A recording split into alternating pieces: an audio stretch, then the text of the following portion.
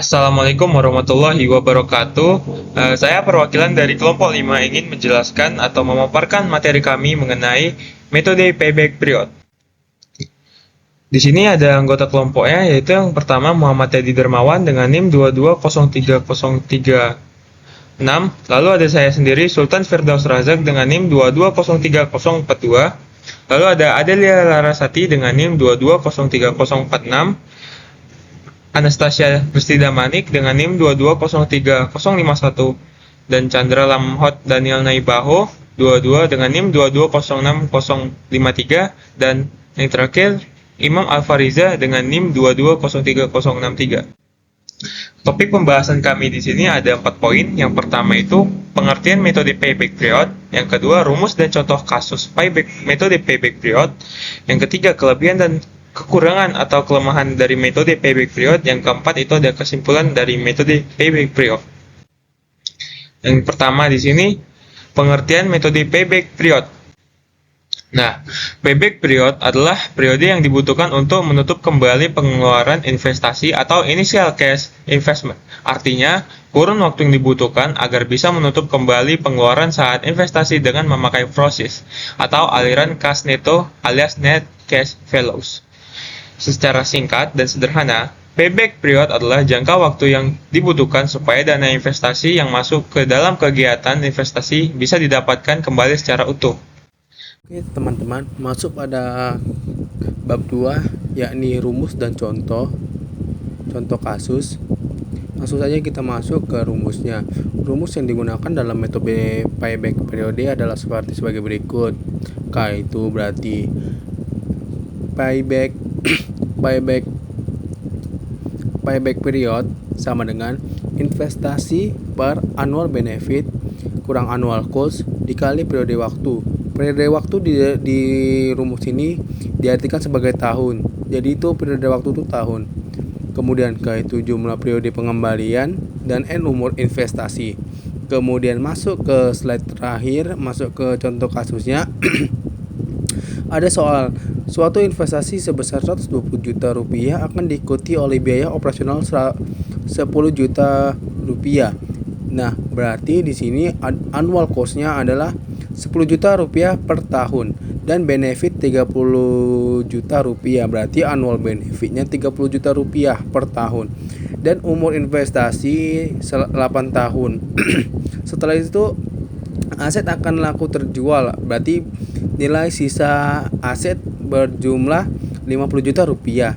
Diminta hitunglah periode payback period investasi tersebut. Langsung masuk saja ke penyelesaiannya. Di sini kita buat dulu cash flow-nya. Cash flow. Lihatlah investasi di sini itu adalah investasi yang bernilai 120 juta. Kemudian ada garis sampai 1 sampai 8 periode. Di sini 1 sampai 8 periode itu annual benefitnya 30 juta dan annual cost-nya 10 juta. Dan sisa barangnya 50 juta. Masuk saja ke penyelesaiannya. Kita langsung masukkan ke rumus. K sama dengan 120 juta per 30 juta kurang 10 juta sama dengan 120 juta per 20 juta dikali tahun sama dengan 6 tahun. Mungkin di sini itu aja yang bisa kami bahas dalam payback period ini. Contoh kasusnya akan langsung saja kita masuk ke slide berikutnya. Terima kasih kepada teman kami Teddy yang telah menjelaskan pada slide sebelumnya atau poin sebelumnya. Nah, sekarang masuk ke poin ketiga, yaitu kelebihan dan kekurangan atau kelemahan dari metode payback period. Di sini ada kelebihan metode payback period. Yang pertama, dapat digunakan untuk mengetahui jangka waktu yang diperlukan untuk pengembalian investasi yang punya risiko besar dan sulit. Yang kedua, bisa digunakan untuk menilai dan memilih dua proyek investasi yang mempunyai rate of return dan risiko yang sama. Kemudian, bisa memilih investasi yang jangka waktu pengembaliannya cepat. Yang ketiga, dapat dipakai sebagai alat pertimbangan risiko. Hal ini semakin pendek payback period, semakin pendek pula risiko kerugiannya. Nah, yang keempat itu memberi informasi mengenai lamanya break-even point atau BEP sebuah proyek investasi. Lalu ada kelemahan atau kekurangan dari metode payback period. Yang pertama, tidak membedakan antara proyek yang membutuhkan investasi kas yang berbeda. Yang kedua, tak memperhitungkan penerimaan investasi atau proses yang diperoleh setelah periode pengembalian tercapai. Yang ketiga, digunakan untuk mengukur kecepatan kembalinya dana, artinya tidak mengukur keuntungan proyek pembangunan yang telah direncanakan. Yang keempat, cara menghitung yang cukup sederhana bisa digunakan untuk memilih beberapa alternatif investasi.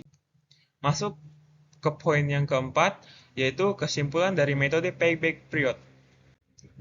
Nah, jadi kesimpulan dari metode ini merupakan metode yang digunakan untuk menentukan kapan uang investasi kita bisa kembali di periode keberapa.